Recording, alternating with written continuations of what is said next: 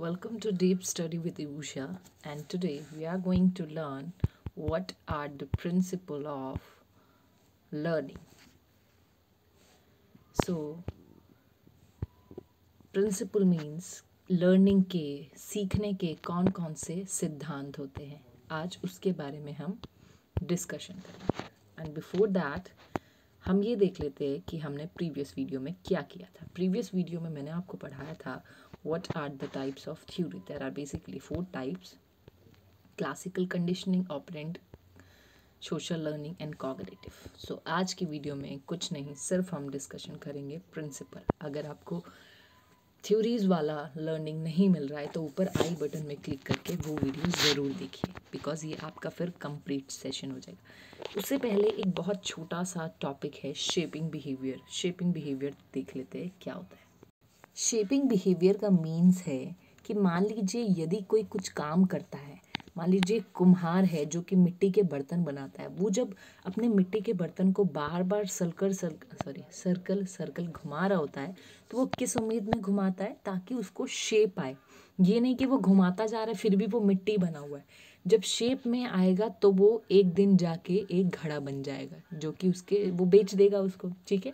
तो ऐसे कोई भी ऑर्गेनाइजेशन यही चाहती है कि किसी को भी बाय ट्रेनिंग मिले तो उसके बिहेव में क्या आए? शेपिंग आए। शेपिंग मतलब उसके हमने बिहेव को शेप देकर बेटर करना है, पॉजिटिव करना है। किसके लिए? ऑर्गेनाइजेशनल के लिए।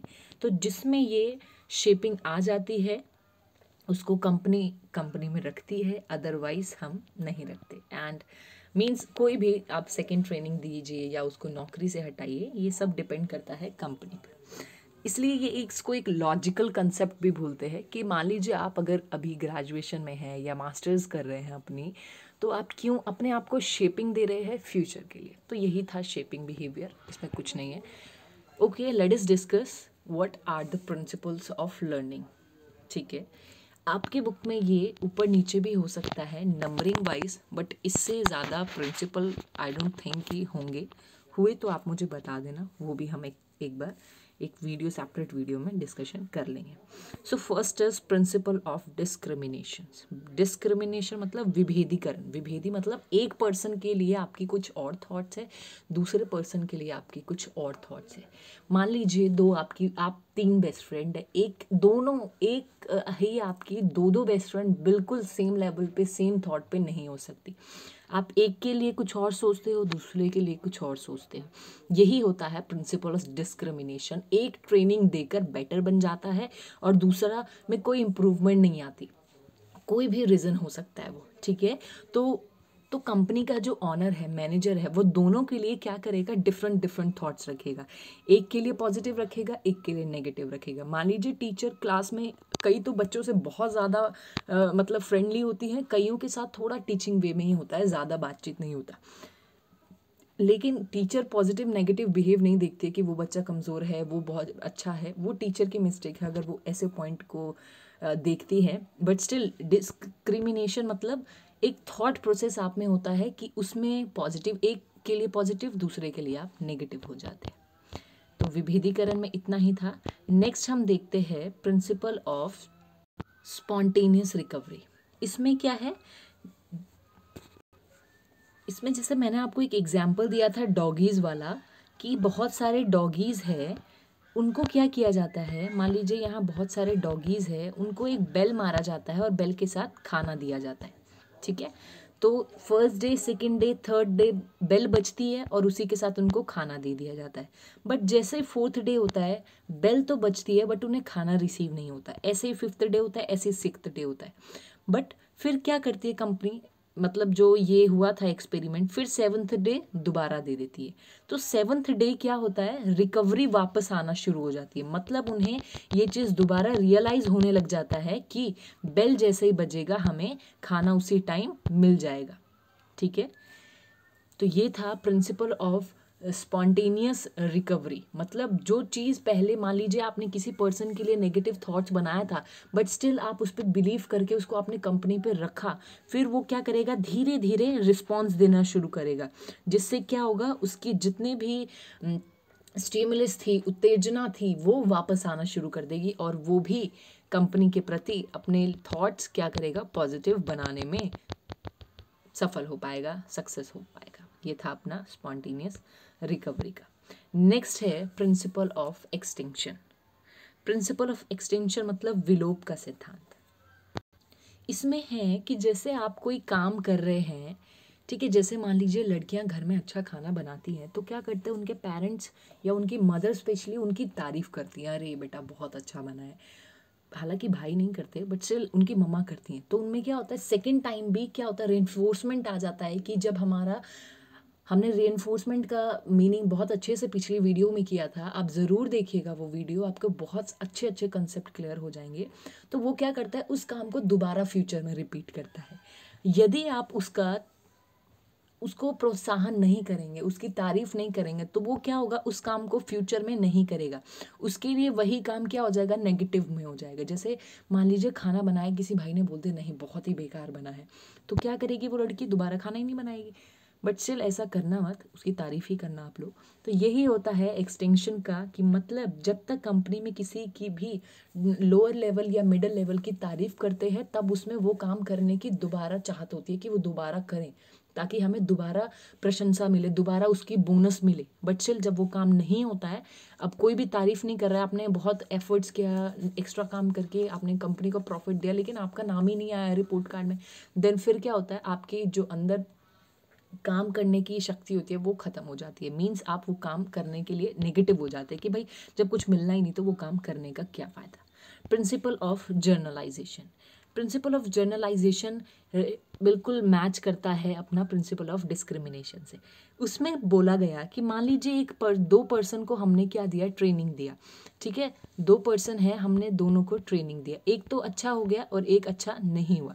तो जो अच्छा नहीं हुआ, मान लीजिए कि हमने इसको क्या किया, इसको टैली का काम सिखाया, ठीक है, तो मान लीजिए हमने इसको टैली का काम सिखाया, इसको हमने सिखाया था बट ये नहीं सीखा, इसको अब तक रजिस्टर में ही एंट्री करना आता है। तो प्रिंसिपल ऑफ जर्नलाइजेशन क्या कहता है कि ये तो टैली में परफेक्ट हो गया, मान लीजिए कहीं सॉफ्टवेयर की प्रॉब्लम है या कहीं नेट चलता ही नहीं है, तो या फिर कहीं कंप्यूटर अवेलेबल नहीं होता, इलेक्ट्रिसिटी अवेलेबल नहीं है, तो वहाँ तो ये पर्सन काम करेगा ना। तो उस कंडीशन में हो जाता है कि ये दोनों ही इक्वल है, दोनों के लिए ही जर्नलाइजेशन, दोनों जर्नल है, कोई स्पेसिफिक नहीं है कि कोई ये बेटर है ये खराब है या ये खराब है ये बेटर है, ठीक है। तो प्रिंसिपल ऑफ जर्नलाइजेशन ये कहता है कि एक को ट्रेनिंग मिली वो बेटर हो गया, बट जिसके पास पहले से ही नॉलेज थी उसका नॉलेज खराब नहीं हुआ, वो नॉलेज उसमें रहेगा ही, ठीक है। मे बी वो कहीं और डिफरेंट प्लेस पर यूज़ हो सकता है उसकी नॉलेज। तो प्रिंसिपल ऑफ जर्नलाइजेशन, सामान्यीकरण का सिद्धांत हमें ये बताता है। नेक्स्ट है प्रिंसिपल ऑफ इफेक्ट। इसको हम सेटिस्फेक्शन भी कह सकते हैं। प्रिंसिपल ऑफ सेटिस्फेक्शन मीन्स किसी को कोई काम मिला, मान लीजिए आपको ये वीडियो देखकर या तो आप सेटिस्फाई हो जाओगे कि यस मुझे प्रिंसिपल ऑफ लर्निंग क्लियर है, या तो कुछ बच्चे सेटिस्फाइड नहीं होंगे, ठीक है, कुछ सेटिस्फाइड होंगे कुछ सेटिस्फाइड नहीं होंगे। तो क्या होगा, जब आप लोग सेटिस्फाई नहीं होंगे तब आप सोचोगे इस चैनल के मुझे वीडियो देखना ही नहीं है, क्योंकि मैं तो इसकी डीप लर्निंग विद उषा की वीडियो से मैं सेटिस्फाई नहीं होता। तो आपके लिए क्या हो जाएगा, नेगेटिव थॉट्स बन जाएंगे। बट आई होप ऐसा आप करना मत, मैं बेटर एंड बेटर ट्राई करूँगी नेक्स्ट वीडियो में। तो जब आपको सेटिस्फाई हो जाते हो तो आप क्या होते हो, फिर चैनल पे दोबारा आओगे, मेरी वीडियोस और देखोगे। नहीं होते तो आपको उस काम को करने में कोई रुचि नहीं होगी। तो इसको बोलते हैं इफेक्ट, प्रिंसिपल ऑफ इफेक्ट बोलते हैं कि आपका काम पर इफेक्ट पड़ता है। May be it may be satisfy और अनसेटिस्फाई, आप पॉजिटिव हो सकते हैं, नेगेटिव हो सकते हैं, कुछ भी हो सकता है, कि मतलब आपका इतना इफेक्ट पड़ा कि आप वो काम दोबारा करेंगे या नहीं करेंगे। प्रिंसिपल ऑफ इफेक्ट में प्रभाव आप पर पड़ता है उस काम का, ठीक है। नेक्स्ट है principle of readiness. Principle of readiness हमें बताता है कि जब कोई पर्सन इन मेंटली और फिजिकली प्रिपेयर है, मान लीजिए आपकी मेंटल में आप सोच रहे हैं कि अरे यूट्यूब पे इतनी फ़नी वीडियोस आती है वो देख लेते हैं, ठीक है, और फिजिकली भी आप सोच लेते हैं कि मान लीजिए चलो भाई सुबह देखेंगे या शाम को या आप 12 बजे रात को देख रहे हैं। तो ये आप क्या कर रहे हो, मेंटली से भी आपका मन कर रहा है वो देखने का और 12 बजे रात को आप देख रहे हो। तो आपका ना तो कोई लर्निंग करने के लिए ना तो आपका शरीर आपका साथ है और ना ही आपका मेंटल। तो हमें प्रिंसिपल ऑफ लर्निंग बताता है कि कोई चीज़ लर्न करने के लिए उसका मेंटली और फिजिकली दोनों होना चाहिए, तभी वो पर्सन किसी चीज़ को सीख सकता है। नेक्स्ट है प्रिंसिपल ऑफ एक्सरसाइज।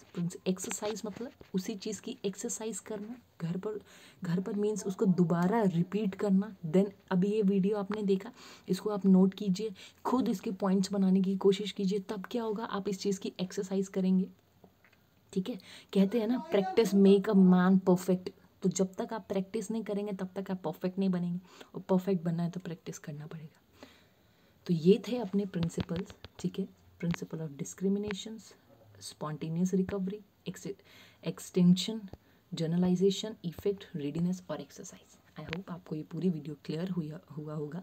इसी के साथ हमारा लर्निंग के 3 वीडियो हम पूरे कर चुके हैं, और अब हमारा लर्निंग का चैप्टर ख़त्म होता है, और नेक्स्ट वीडियो में हम करेंगे ट्रांजैक्शनल स्कैनिंग। कोई ऐसा ही चैप्टर है अपना ओबी में, उसकी वीडियो भी आपको 3 वीडियो में ही प्रोवाइड होगी। तब तक के लिए सीखते रहिए लर्न विद उषा के साथ। Thank you so much.